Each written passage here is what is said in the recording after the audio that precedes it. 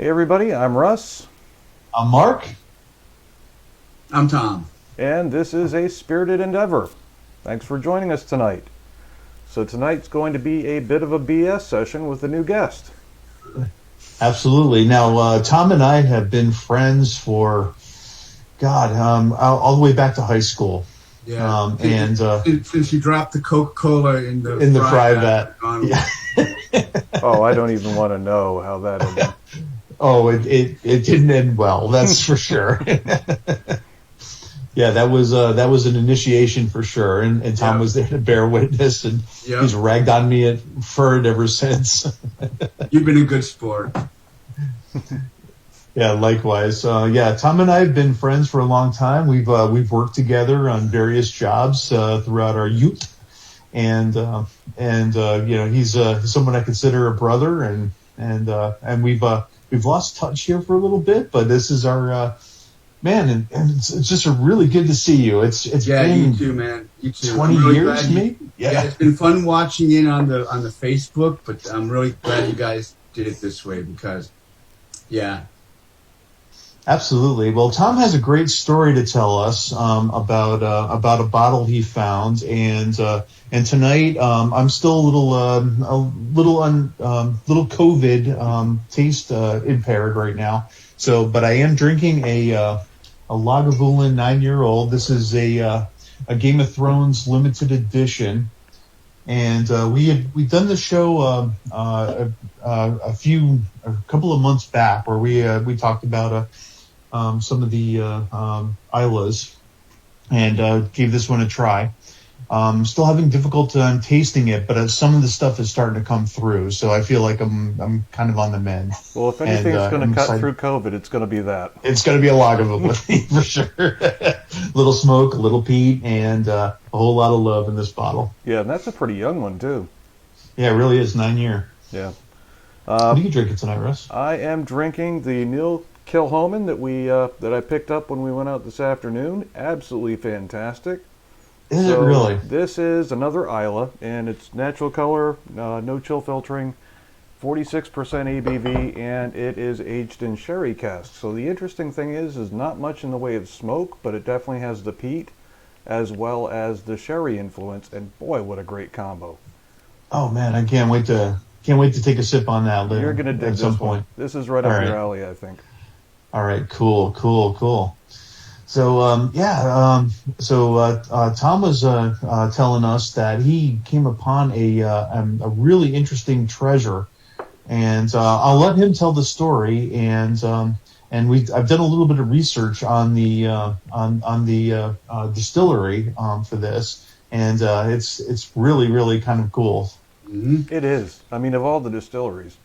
Yeah, I know, right? So you got a John Begg. Yes, and now it's very interesting because you know how to pronounce it. I was calling it a John Begg, but yeah. So John Begg is from 1940, and the way I came across it was I have a friend who does estate sales, and sometimes there'll be stuff that are either difficult to sell or they'll just give it to him and he can do what he wants with it. So obviously, an 80 bottle of scotch. He put it up on eBay for a while, and he doesn't do auctions. He just puts it up for the price that he wants, and he wasn't really getting the price that he wanted. And also, he was getting the feeling that most of the people that wanted to buy it were probably alcoholics, so he didn't want to sell it to them. And he knew, yeah, right? He had a little bit of a conscience. So he knew that I was a big scotch drinker. And I was over at his place a few weeks ago, and he told me that he had a gift for me.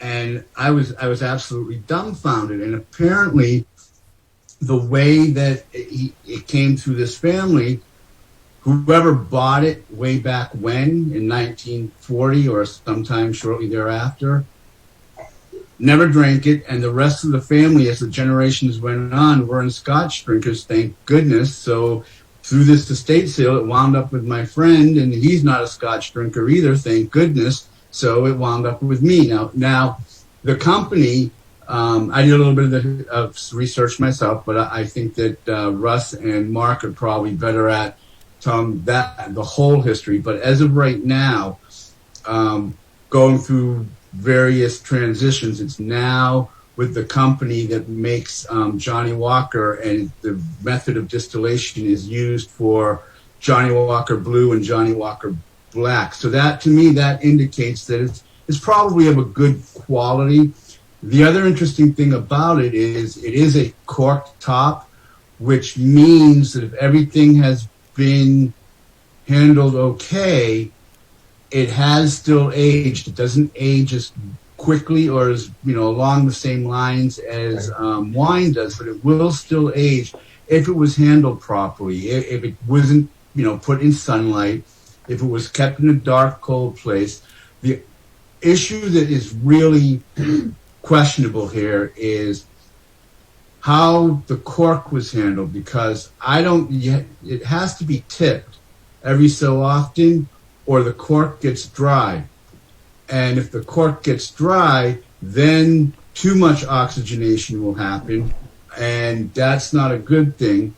So I kind of researched it, and I flipped a coin, and I decided to tip it. I figured I was better off taking the risk and tipping it.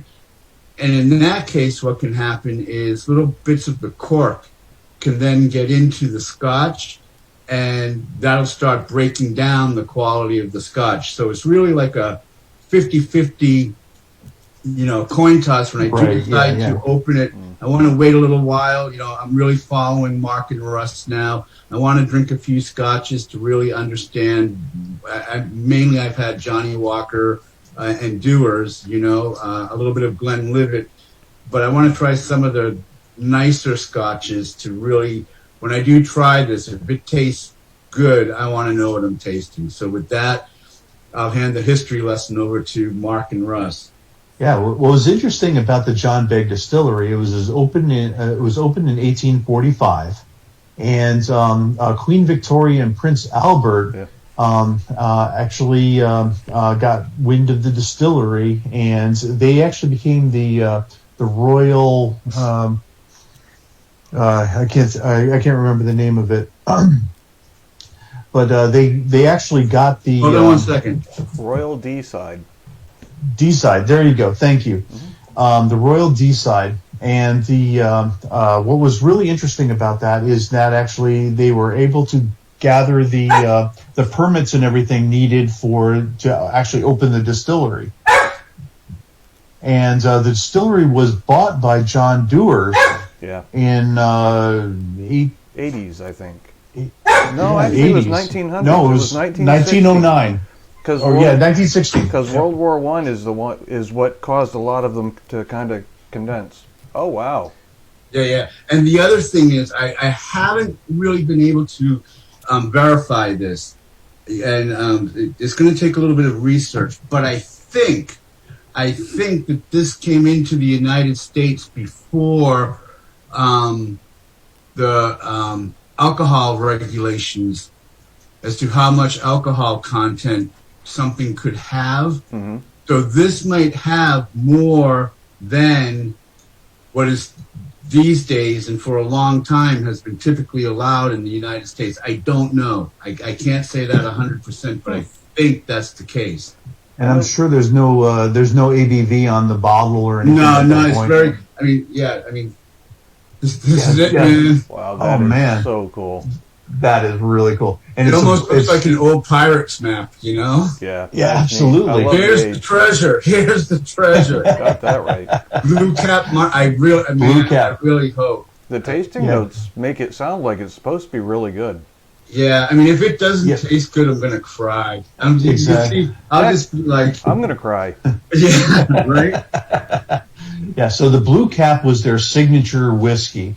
They also did a very limited run of a Gold Cap, and there was a 12-year that they also put out, and they went all the way up, and I think the distillery actually went out for a little while, and they revived it in 1980, and they brought the Blue Cap, the Gold Cap to 12-year. and that lasted until 1998, and then it closed down, or was bought by Johnny Walker.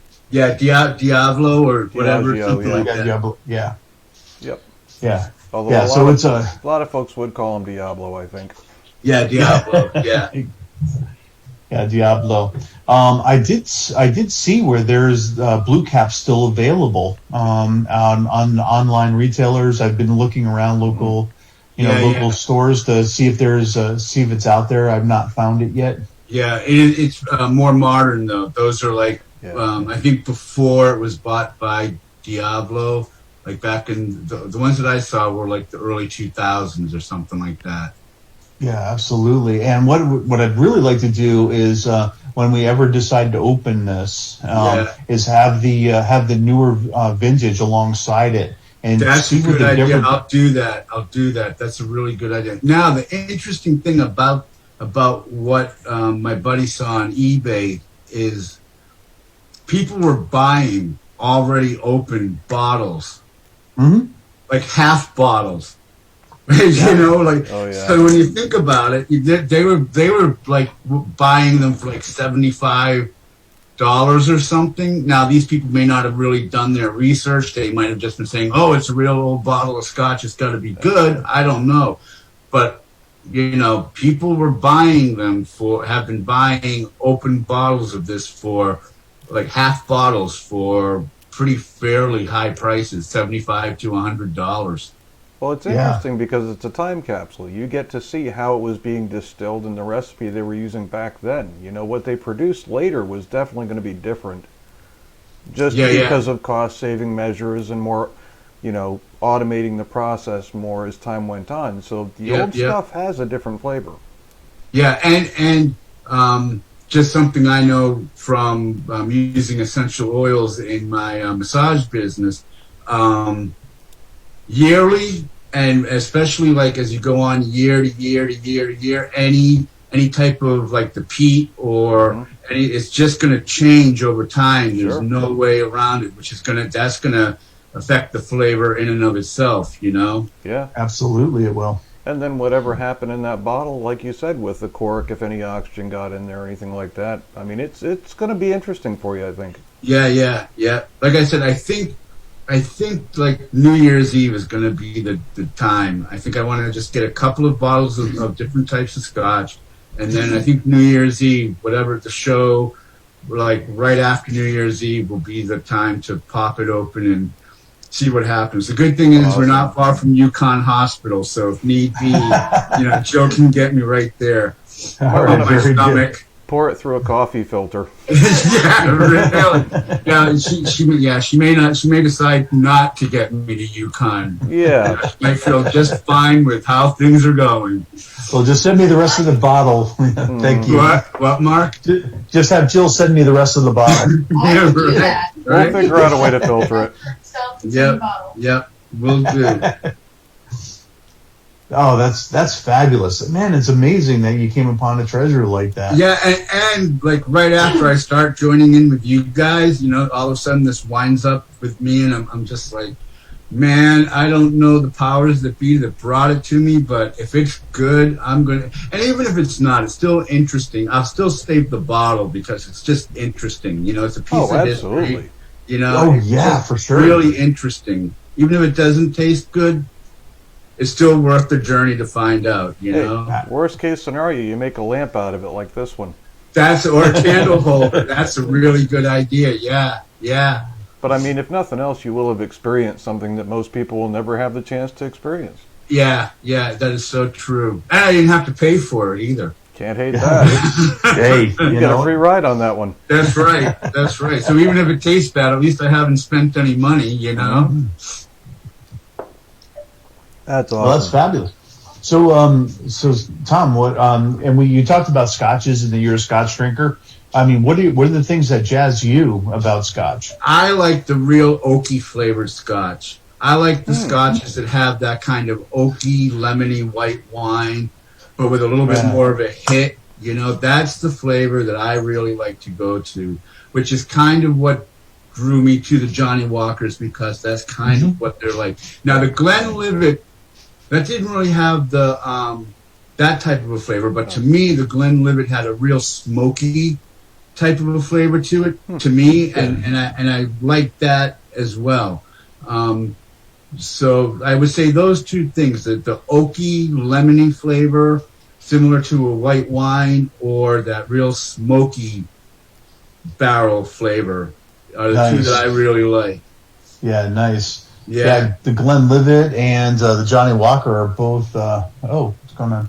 I think the Glenlivet's a little tamer, to be honest with you. I've got one here, and it's pretty sweet. It's more, it's toffee, it's buttery, that sort of thing. Yeah, that smoky flavor kind of mellows it down a little bit. Yep. Well, I think they're both Highlands. Well, Johnny Walker is. I believe the Glenlivet is as well. Yeah, it is. And and they're what we found with the Highland Scotches is, and we're going to be doing a show about them specifically coming up here pretty quick, maybe next week, is that they really are that shortbread cookie, that buttery butterscotch, toffee notes. Yes. Yeah. And we've got some interesting ones that we're going to share on this. On the website when Russ and I are actually back in the on the porch again. By the time we get back on the porch, we might be bundled up. Yeah, that's all right. I'm down with I don't that. mind drinking scotch with the the scotch might help you with that a little bit. I have a friend. Well, not a friend. I knew somebody who he had a friend that owned a cabin way up north. I don't know whether it was Vermont, New Hampshire, or Maine, but way up north. And on on New Year's Eve, he would go up there and he'd wear the shell with the face mask and everything, and there was a hammock outside, and he'd sleep outside on the hammock. New Year's Eve. Oh, that's awesome. That's a New Englander for you. Yep. Well, you don't have to worry about mosquitoes. Right? Maybe bears. You know what? No, bears are up there. The bears are definitely hybrid, but wolves. Oh, yeah. You got some hungry wolves. Hey, next episode we'll do hot toddies. Yeah, those are good. Yeah, I can. The first time I was introduced to a hot toddy, my grandfather on my mother's side came over from England when he was 5 years old, and I was running I had a fever. They were my grandmother and grandfather were visiting, and I had a fever, and he made me a hot toddy with permission from my parents, and it was better than any NyQuil cough syrup, anything. Oh yeah. So now when I feel it coming on, and I've hooked Jill onto them, and the great thing about hot toddies is, at least the way that I got it from my grandfather, is overall you can put almost any alcohol of choice in it that you want. I personally wouldn't use vodka, but brandy goes well, scotch, whiskey goes well, tequila goes well. Whatever you want, you can put in it, and you're good to go. And it'll break the fever like that. Oh yeah, it will. It takes care of a lot of the symptoms nicely. Yeah, it really does. Yeah, it makes really you where you does. don't care. It's like chicken. It's the British version of chicken soup. I think they got it right. You'll sleep well, that's for sure. Yeah, and it costs less too. It doesn't cost as much, and you're not getting anything synthetic. What That's you're drinking. also true. Yeah, hot toddy show. That needs to happen. I think that's an awesome show to do. Oh yeah, it's certainly. As we get into winter here, I wouldn't mind sitting out on the front porch and making some hot toddies. Oh yeah, that might get us in trouble. I think it might. I think you can drink those little smooth, man. The type of thing you drink them and you're good, and then you stand up and you realize maybe I should not get down. Yeah. Gravity is not just a good idea; it's the law.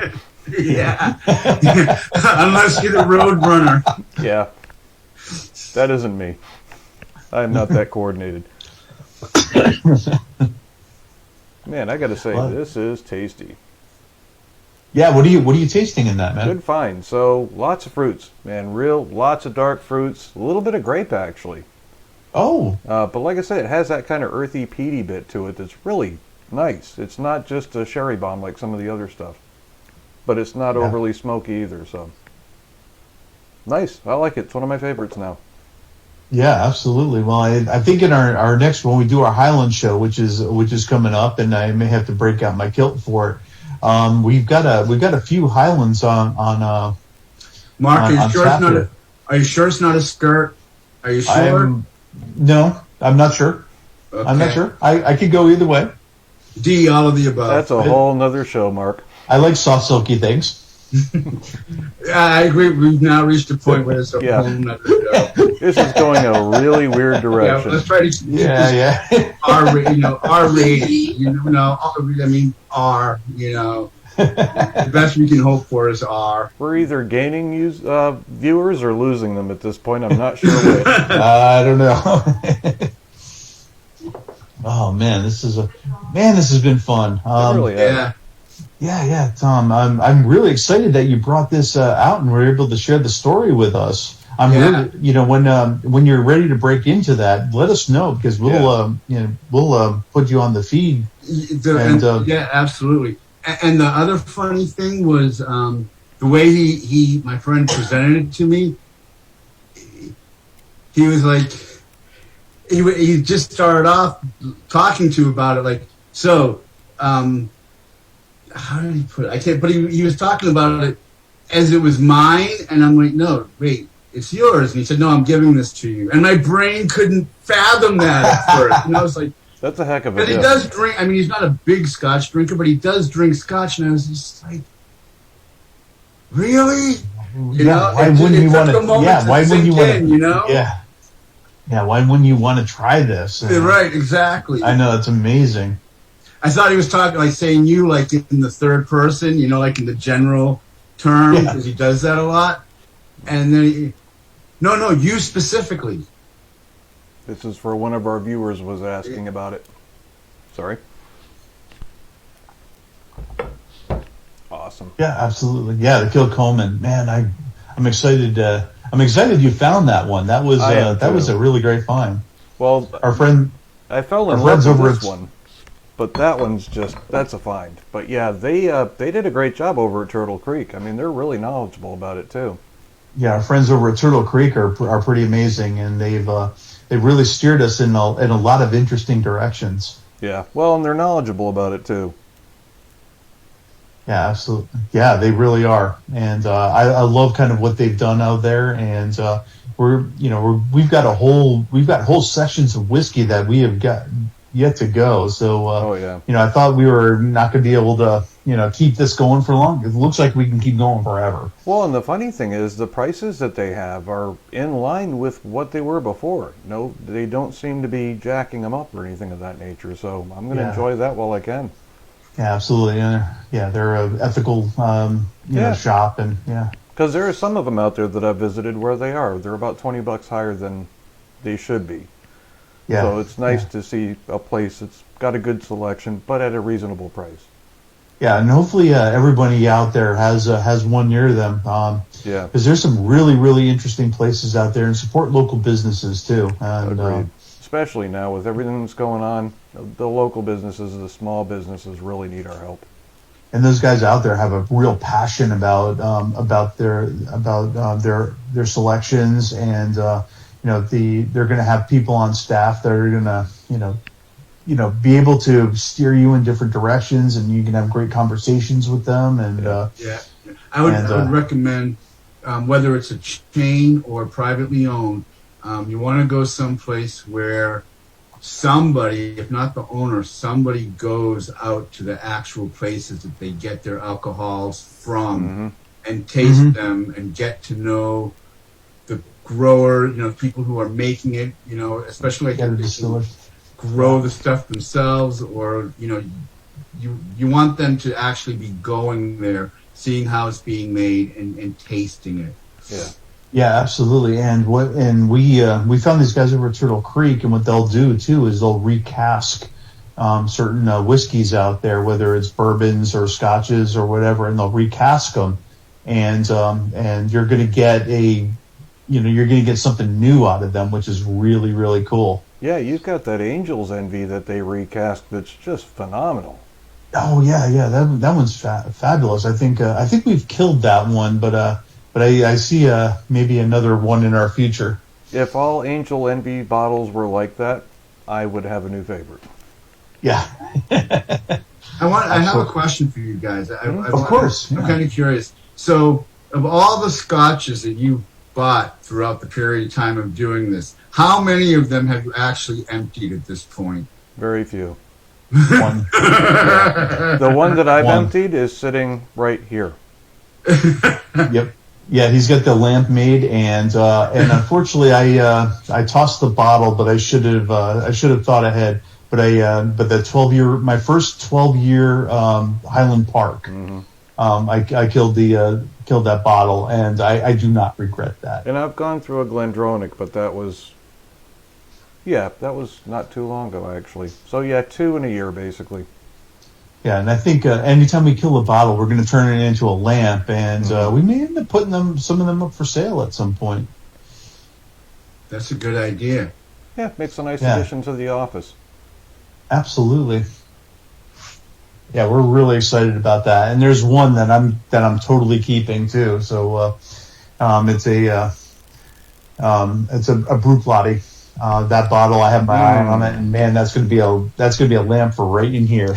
So, yeah, that's going to be gorgeous. Yeah, that's going to sit right on top of the liquor cabinet here. I think that's a good idea. Mm. Well, I think we're getting towards the time where we'll have to wrap it up. We've got about 4 more minutes. Okay, Tom. Hey, Tom, man, it was great that you joined us today. Yeah. Thank you. Yeah, you too. So are you going to keep doing the Zoom like this regularly, or is this kind of just this last couple of times? I think we're going to do them, every now and again. We would certainly love to grab some old friends and bring them on with us. Henry came on last week. You're on this week. I'd love to get my buddy Scott Cunningham on. Yeah. And so kind of do a few of the shows. You're kind of going to do it like bring a guest on type of a thing? Absolutely, yeah. Why not? That's cool. Anyone who has a story to tell, we'd love to hear from you, and let us know, because we'll do this. Yeah, absolutely. It makes it fun. Okay, cool. I'm going to have to go find something else interesting, so you got to pull me in again. Well, anytime, Tom. When you open that bottle up, let us know, and we'll do this live stream, and we'll just stare at you while you drink it, see if you pass out. Like I said, no matter where, I want to try to taste some higher end scotches, but no matter where I'm at, the first show after the new year, I'm gonna pop it open and tell you guys what I think. All right. Well, if you ever find yourself down in Georgia, we're going to have to sit on the deck at Casa de Aberdeen and knock a few back. No doubt. Absolutely. All right, Tom, it was great having you on. This was a fun episode. Yep, likewise. All right, everybody, take care. Guys. All right. Take care. Thanks, everybody.